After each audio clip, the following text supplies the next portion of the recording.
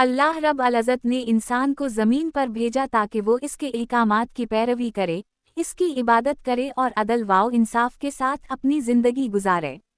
मगर वक्त गुजरने के साथ साथ बहुत सी कौमों ने अल्लाह की वहदानियत को भुला दिया, वो अपनी ख्वाहिशात के गुलाम बन गए और अल्लाह के बजाय बुतों की पूजा करने लगे।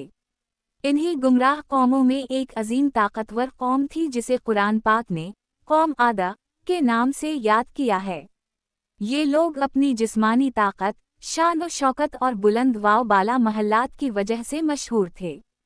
उनके शहर बड़े बड़े सतूनों पर कायम थे और उनके महल्लात आसमान से बातें करते दिखाई देते थे। ये लोग अपनी ताकत पर फख्र करते और कहते कि हमसे बढ़कर कोई ताकतवर नहीं। कौम आदा अरब के एक खित्ते में आबाद थी जिसे अहकाफ कहा जाता है। वहाँ रेत के वसी मैदान और ऊंची रेत की टीलें हुआ करते थे। वो ज़मीन ज़रख़ेज़ थी और बारिशें कसरत से होती थीं। खेतियाँ लहलहातीं, बागात में दरख्तों पर फल झूलते थे और नहरों में पानी बहता था। अल्लाह ने इन्हें बेशुमार निमतों से नवाजा था मगर इन्होंने नाशुक्री की।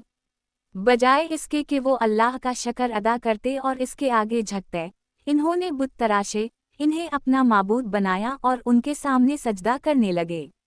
उनके अंदर तकब्बुर और गुरूर इस कदर बढ़ गया था कि वो कमज़ोरों को हक़ीर समझते, मसकीनों पर जुल्म ढाते और यतीमों का माल खा जाते। उनकी बस्तियों में ताकतवर ही कानून था, कमज़ोर की कोई हैसियत ना थी। वो दौलत और जिस्मानी ताकत के नशे में इतने अंधे हो चुके थे कि इन्हें अपने अंजाम की कोई परवाह ना रही। अल्लाह ताला ने अपनी रहमत से इन्हें सीधे रास्ते की तरफ बुलाने के लिए अपने एक नबी को भेजा। ये अजीम हस्ती हज़रत हूद अलैहिस्सलाम थे। आप कौम आदही के फ़र्द थे और उनकी ज़बान बोलते थे। अल्लाह ने आपको नबुवत अता की और हुक्म दिया कि अपनी कौम को अल्लाह की तरफ बुलाओ, इन्हें शिर्क और बुत परस्ती से रोको और अल्लाह की तौहीद की तरफ दावत दो। हज़रत हूद अलैहिस्सलाम ने निहायत नरम लहजे में अपनी कौम से बात की।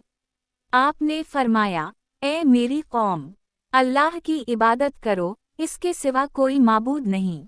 क्या तुम अक़ल से काम नहीं लेते?